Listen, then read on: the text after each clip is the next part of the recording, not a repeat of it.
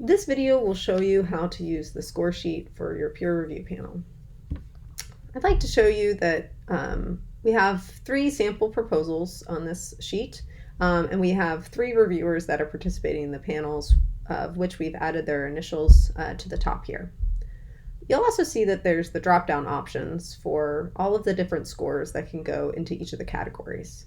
The C stands for conflicts, A means absent or abstains, and then the numeric values match the adjectival ratings. You'll see we have 1 through 5 for merit. For relevance, we have 1 and 3. And for cost, we have 1, 2, and 3. You can see that we've started populating the scores for the proposal number 1 as they're being recorded by the executive secretary.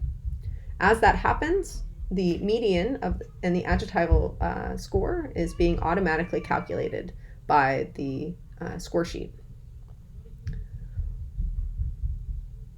What you'll also see if we scroll over is that there is space in the score sheet to capture revotes.